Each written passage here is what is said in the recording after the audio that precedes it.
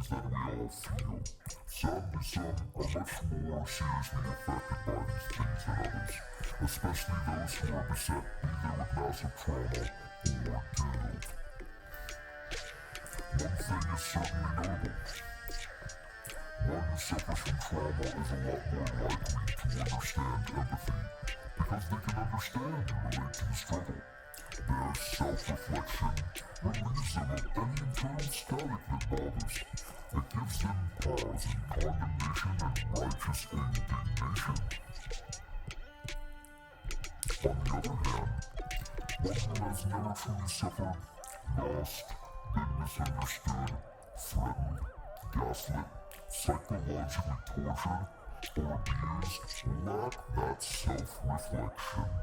The only aspect of fear that they feel bugging them be unfortunate, born with an inheritance or otherwise spoiled, only act out in anger and alarm that the good times might end, and that no matter how heartless they must do whatever they must, and give no quarter to any soul lest they be discovered, and that massively inadvisable choices potentially, depending on the person who they might be and the choices that they might have made in error and ignorance, not knowing how things actually work, and be displaced from their lofty perch.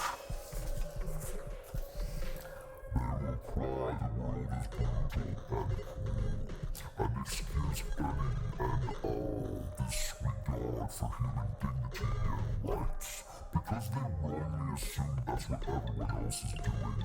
But those who know humility and restraint, because of not only the pain they felt, but the pain that they have caused, if you are able to achieve this level of clarity, it becomes very hard to outright condemn or judge others too harshly, because we realize we aren't shining without blemish either. No one is. At the end of every age, all the worst accusers and slanderers and misinterpreters end up being the progeny of their own desperate subterfuge.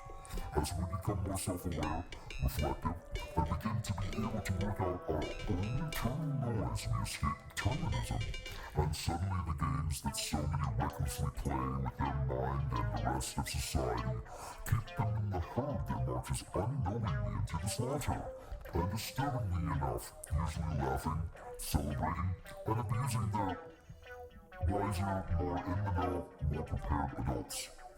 Adults that understand that trauma, anxiety, and fear are not a doom, though it is still very painful when those still stuck in determinism keep insinuating, insulting, threatening, and dehumanizing those who are, well, not up to their standards, but might be actually more humble, more human than they are.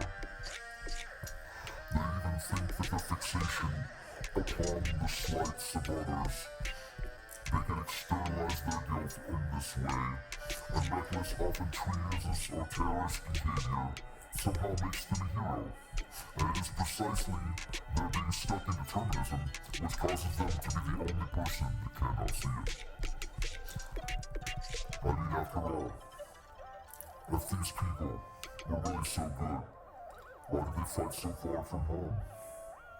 Why do they often run away from where they've caused trouble and wreckage, change their name, instead of learning, reflecting, gathering, analyzing, realizing, and knowing?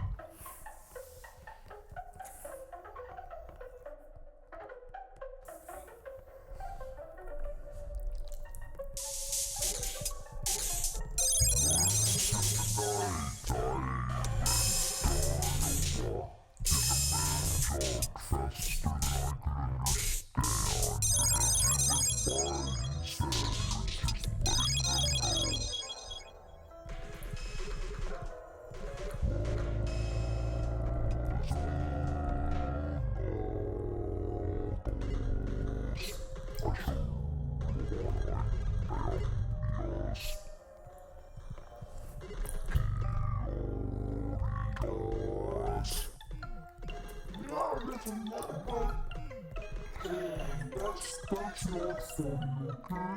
It's just not funny.